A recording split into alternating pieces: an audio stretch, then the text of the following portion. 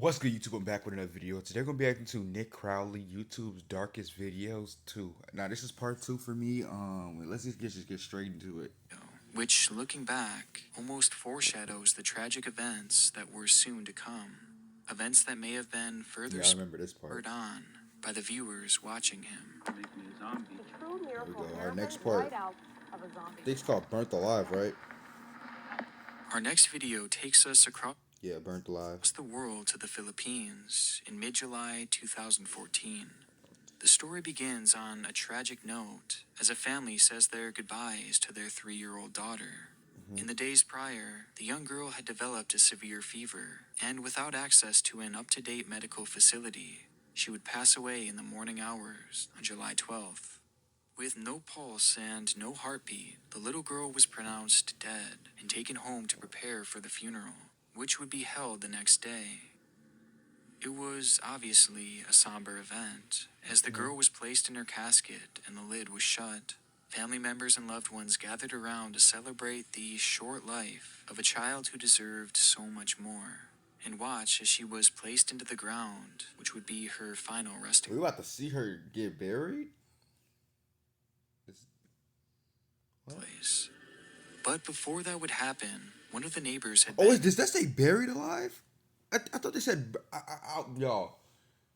My bad. I wasn't looking, bro. I wasn't looking that hard. All I see was BUR and ED. I didn't see the I. I did not see the I. I should have checked that, though. in charge of arranging the young girl's body before burial. Though something strange happened when he went to do so. Inside the coffin, the young girl's head began to move. It was a slight twitch, but in a panic, the neighbor checked for a pulse, only to discover that her heart was still beating, and the young girl was breathing. One of the family members begins to record as the sudden wave of realization hits that the child was actually alive.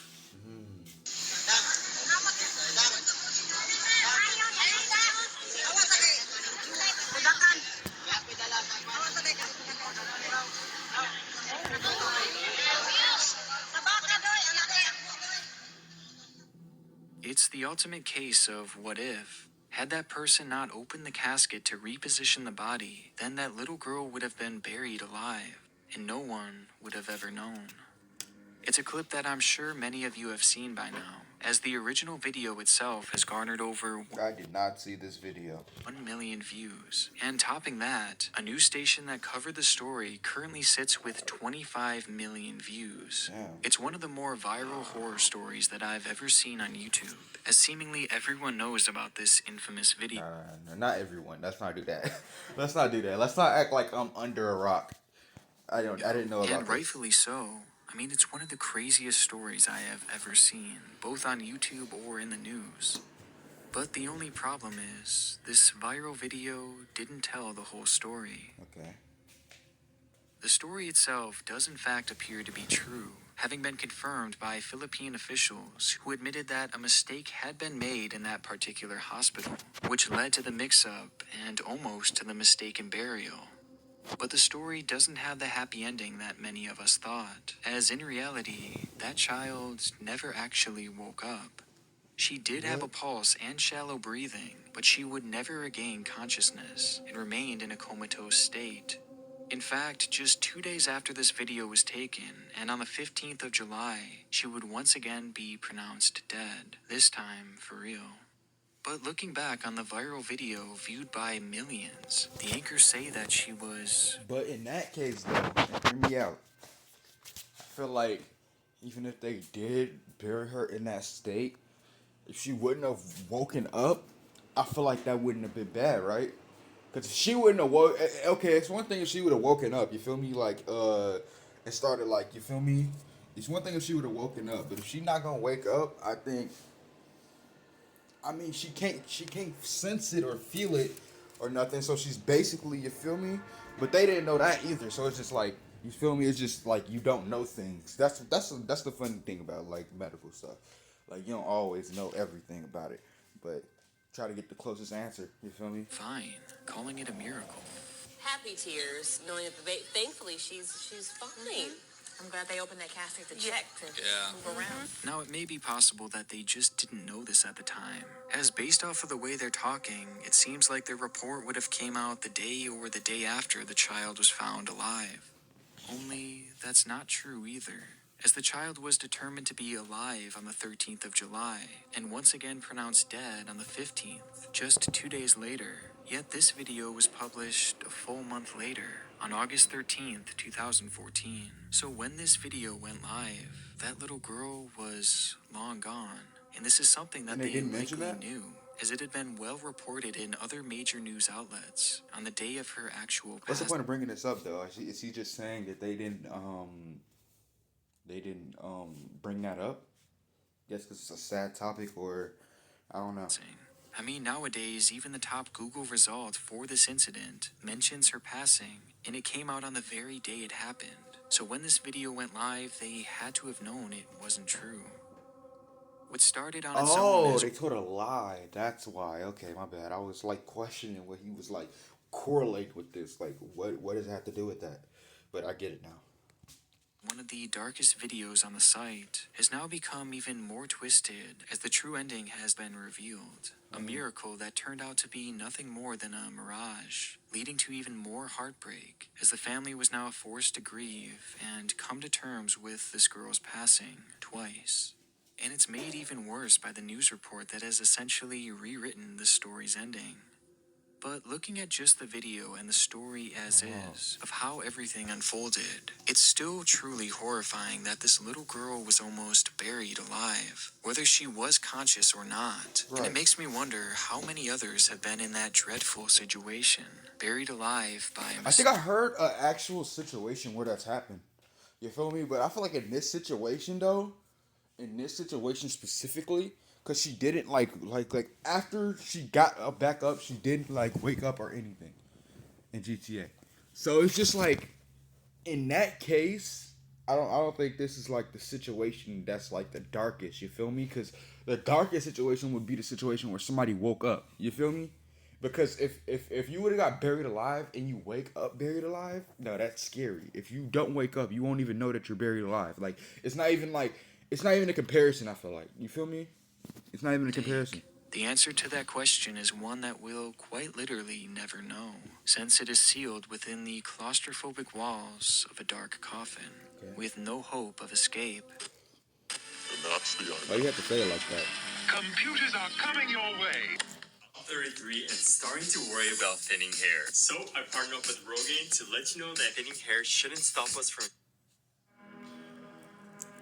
Divorce is often one of the more traumatic experiences that a young child can go through, as many are left in a state of confusion and distress at such a tumultuous time in their life. And for a young man named Daniel Bartlam, his childhood was sadly no different.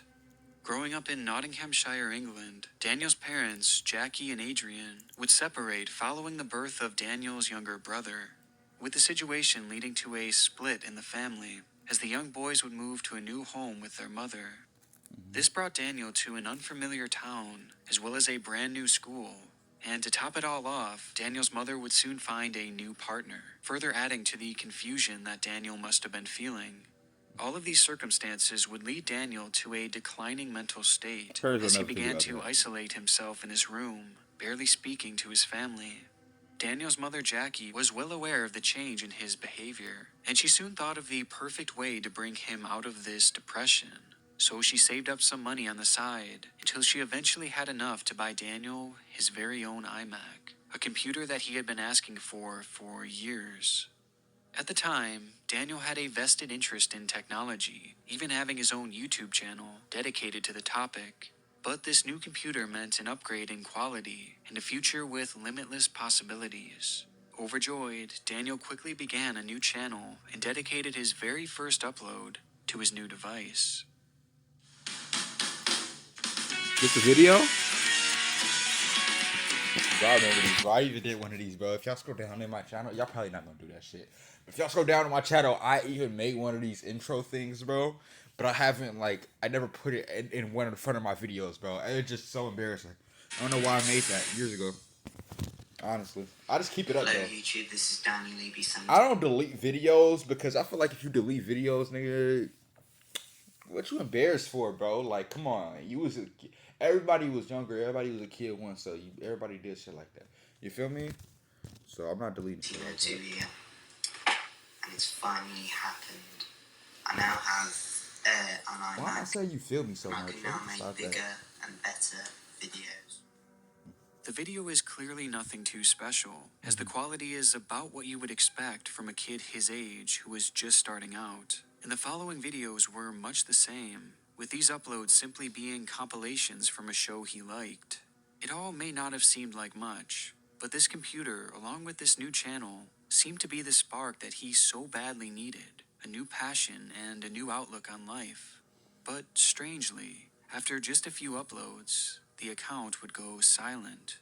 This is something that happens all the time on YouTube, where a creator starts posting with high aspirations before abandoning their work, and it's typically due to a lack of success or just the overall busyness of life. But in Daniel's Right. Overall business of life. I wouldn't say like success though. I don't really care about that. I make videos regardless. But have I ever? Yeah, because I think one time, yeah, recently I didn't make videos for like a week or two. I think it was a week. So it was just like, yeah. But that was the only time I think. The only other time I didn't make videos for like a week straight is when I was sick. I had a legit reason. So I think it's only been 2 times I haven't made a video for like a week. Might have been 3. I think it was only 2 though. case, his reason for leaving was far darker, as right around the time of his last upload, he would experience the ultimate tragedy. What?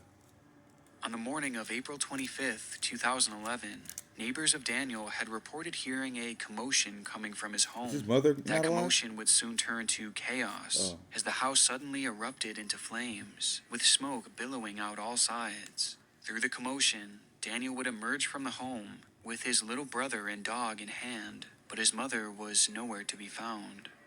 Police and fire units arrived at the scene quickly, but were already too late, as inside the home they would find the badly burned and disfigured body of Jackie. And surprisingly, they'd soon notice that it wasn't the fire that had done her in, but rather she had been brutally murdered with what appeared to be a hammer. The scene was shocking and incredible. Well, we know who did it. I'm pointing fingers. I don't care. I'm pointing fingers because it's just like, why would this story be about him if it wasn't him? Yeah, this is definitely him for sure, right? Or was it the little brother? Maybe I don't know. I don't know. Chaotic, but luckily Daniel had been there to explain everything. According to the child, a masked burglar had entered the home before confronting his mother. The confrontation then led to the anonymous person attacking Jackie with a hammer, causing her to collapse to the floor. He then says the intruder lit her body on fire, leading Daniel to grab his brother and dog and escape from the blaze, saving what remained of his family as the murderer escaped out the back. I don't know if I believe this. Daniel's story stood out for several reasons, mainly because it showed Daniel was a hero for saving his brother and dog, and it showed just how traumatic that morning must have been for him, as in the matter of one day, Daniel had lost his home. I mean, maybe he did lose his. I don't know. We're gonna find out right now, but did he like? And his mother, in probably I think the that's most the way this is devastating going. way Like he imaginable. definitely did it, right? But his story also stood out for one other reason. What? With that reason being in regards to the killer. As police began their investigation, they Oh. searched and searched for any clues left behind from this supposed masked intruder. But they found nothing. No fingerprints, no footprints, no anything. And looking for any semblance of a lead, they started to search through Daniel's room, where through the charred remains, they miraculously found his computer in perfect working order. Authorities would search the child's device when they stumbled upon something rather bizarre. It What? was a story that Daniel had typed months before in a Word document that was set as the scene of a soap opera that he had been writing. The story read, Daniel Bartlam, 1997 to 2047, the longest serving male character to be on the show. The only place he couldn't get away with his deeds was with his mother Jackie. Wait, So what the Daniel fuck? Bartlam 1997 to 2047, the longest-serving male character to be on the show. The only place he couldn't get away with his deeds was with his mother, Jackie. I was like, what you mean male character D? They're talking about the story. Okay, I'm One here now. I'm evening, here now. he made it look I as bet, though y'all. it was a break-in and murdered his mother with a hammer, and then set her and the family home alight, but helped his brother out to safety and got his neighbors to contact And he did it perfectly? Okay, bro. police. The story ends with Daniel lying to the police and getting away with murder. It was a shocking revelation, as his mother had been killed with a hammer and set on fire through what Daniel had described as a break-in, just as his story was written. And to make it all stranger, further investigation would reveal that in the days prior to Jackie's death, Daniel had attempted to delete the document, though he had failed to fully remove it. And the findings went deeper, as countless screenshots and clips of a character from a show called Coronation Street were found on the hard drive, with it appearing as though Daniel had an obsession with this character, which proved to be rather interesting, as the character, John Stape, was a villain who had murdered another character with a claw hammer, the same weapon used on his mother. And this is one of those things where it's just like, bro, some things, you feel me? Some people, that's why parents, you gotta monitor what they watch. I'm telling you, it matters, bro. You have to, like, when it comes to a certain age, you gotta monitor what your kid watching, you feel me? Once they turn like 15, above that, you can't hold their hand their whole life, but like I'm saying though, like, you gotta, like, you have to, bro, because motherfuckers, if you distance as a parent, I feel like when you distance yourself from your child and you do stuff like that, that's when they become like fucked up in the head and stuff, because they get like, I don't know how to explain it. Like, psychologists probably know how to explain it, but y'all know what I'm talking about. Like when like they feel like they start showing out because like because they don't get attention, so they only getting attention when they showing out, so they gonna keep showing out. You get what I'm saying? Investigators would keep digging until they eventually found the nail in the coffin, as it was revealed that in the days prior to the attack, Daniel had searched how to get away with murder. Why the fuck would you search that? Okay. With a slew of information, Why would you search that? That's not even funny. Why would you search that? Daniel's story quickly fell apart until he eventually admitted the gruesome truth that he had been the one who had taken his mother's life. On the 24th of April, Daniel would spend the night in his room rewatching one of his favorite Saw movies. He then emerged from the room carrying a claw hammer and approached his sleeping mother. He proceeded to strike her 7 times in the face before eventually setting her body on fire and escaping the home with his brother and dog, acting as the hero who had quote-unquote saved the day, when in reality it was all his doing. And the entire series of events had been plotted out on the very computer that his mother gave him, the same computer that he had so excitedly made this video on just months before the attack. Root is here, and Wow, I needed it because my fridge is that's super crazy. Is that empty. the I'm gonna end? Open the box. Is that it, y'all? Attack. Oh no. To this day, we don't really know why Daniel chose to attack his mother, as any reason he's given has Yeah, been that's what I want to know. Like, why don't y'all, bro? Come on, you can't just give us this whole story and not have a reason why. Like, that's the whole reason I was watching this whole thing. I'm looking for the climax. Like, I was like, why the fuck did he do this? I wanted to know. fairly easily disproven, with many chalking it up to his tumultuous childhood, though we have learned more information about his early years, with many of these stories proving to be incredibly disturbing and hinting at the idea that Daniel was mentally unwell. For instance, it was said that he had an obsession with gruesome movies and games that seemed to inspire his own violent thoughts as he began watching these graphic films at the age of 8. He took these films as inspiration to start writing his own stories, which almost always ended in death and murder, and the details of which were said to be incredibly intense. And in a much darker example, about 6 weeks before the murder, during a normal day at school, Daniel began desperately yanking at his tie, insisting that it was trying to strangle him. When further asked about this, he then revealed that he was hearing voices, and those voices were telling him to hurt people. But surprisingly, after being given a psychiatric evaluation, the counselor told his mother that there was nothing wrong with Daniel. Okay, a doctor's fault. Fuck you.